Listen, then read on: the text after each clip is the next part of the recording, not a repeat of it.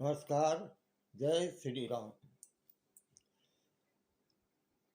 शिक्षाप्रद बोध कथाओं के क्रम में आज हम 23वें भाग में प्रवेश कर रहे हैं। आइए आज की जो बोध कथा है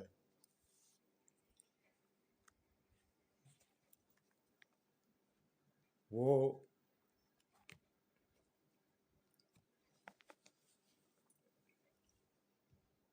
सुने। आज की बोध कथा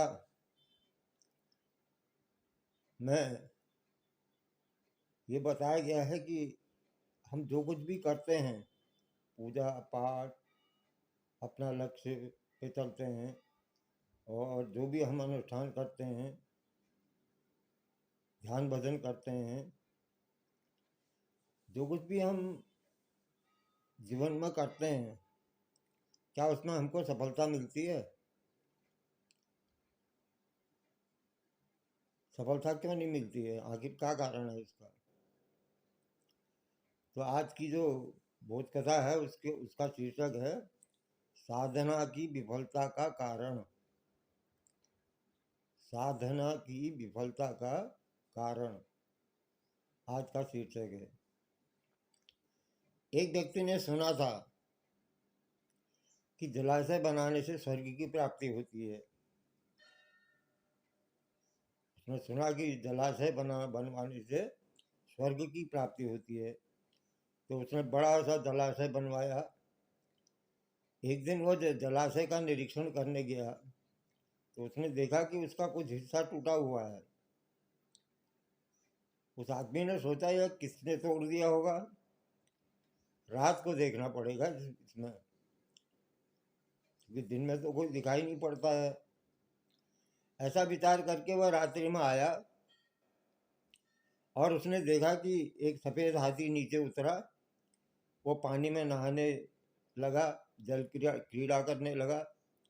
नहाते नहाते उसने सरोवर का कुछ हिस्सा जो है तोड़ दिया। उसे क्रोध आया, उस आदमी को क्रोध आया ऐसा देख करके, क्योंकि सरोवर का हिस्सा तोड़ दिया था हाथी ने। तो उस आदमी ने जाकर के हाथी की पूंछ पकड़ ली। अब हाथी उड़ने लगा। वो पूंछ पकड़े हुआ था, पकड़े पकड़े हुआ जो है, पूंछ पकड़े पकड़े स्वर्ग के द्वार पर पहुंच गया। तो उस आदमी ने देखा स्वर्ग में सारे साधन सुलभ हैं, आराम है, सारे साधन हैं, किसी चीज़ की कोई कमी नहीं है, बहुत सुख है वहाँ पर। वो कुछ समय वहाँ रुक गया। जब घर परिवार की याद आने लगी तो हाथी के सहारे नीचे पृथ्वी पर उसी जगह आ गया, सरोवर के किनारे। अब सब लोगों ने, समाज के लोगों ने, गांव के लोगों ने या शहर के लोगों ने उससे पूछा कि भाई कहाँ गए थे? उसने कहा मैं इस प्रकार से स्वर्ग चला गया था। जैसे जैसे वो गया था हाथी की पूंछ पकड़ के, उसने सब बता दिया। वहां पर तो किसी की वस्तु की कमी ही नहीं है। स्वर्ग का पूरा पूरा जो है उसने वर्णन किया।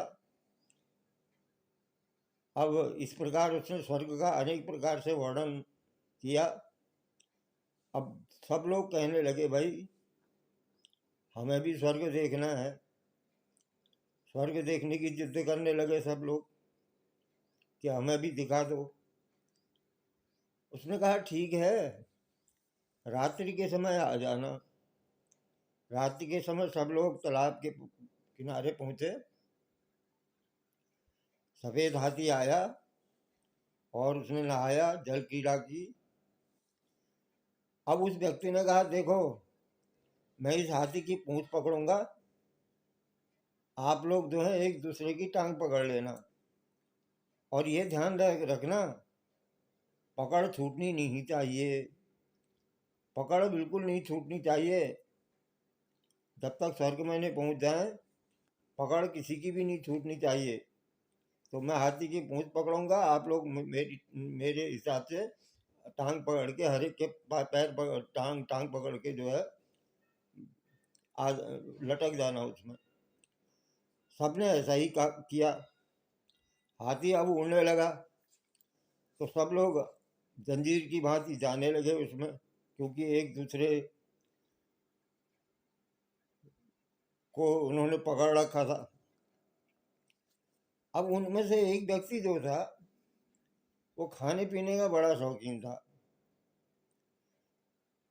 वो लटकते लटकते जा रहे हैं ऊपर स्वर्ग को, तो जो खाने पीने का शौकीन आदमी था उसने कहा, भाई बताओ स्वर्ग में तरबूज कितने बड़े होते हैं?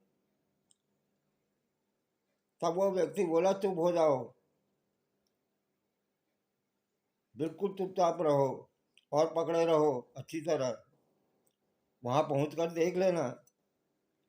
अब वो व्यक्ति जो था वो नहीं माना, जिद करता गया कि भाई तरबूज कितने बड़े होते हैं, स्वर्ग में तरबूज कितने बड़े होते हैं, जिद करने में जिद में आ गया वो। तो जो दूसरा आदमी था उसने हार कर उस व्यक्ति को दोनों हाथें फैलाकर कहा, इतने बड़े होते हैं, इतने बड़े होते हैं। बस जब हाथ छूटा तो पूंछ छूट गई और सबके सब जो है धरती पर आकर गिर गए। तो मनुष्य की भी यही स्थिति है। जब भी कोई कार्य करता है, पूजा करता है, अनुष्ठान करता है, भजन करता है, ध्यान करता है, या अपने लक्ष्य पर चलता है, तो ठीक समय पर जो है वो लक्ष्य से भटक जाता है, मोह के कारण, लोभ के कारण। जैसे ही उसमें मन लगने की बारी आती है, सांसारिक बातें, मोह लोभ आ जाता है और उसका लक्ष्य जो है वो छूट जाता है, पूंछ छूट जाती है और जहाँ थे वहीं रह जाते हैं। इस प्रकार आज की जो शिक्षाप्रद बोध कथा का शीर्षक है, साधना की विफलता का कारण, आपको कैसा लगा बताएं। धन्यवाद। जय श्री राम।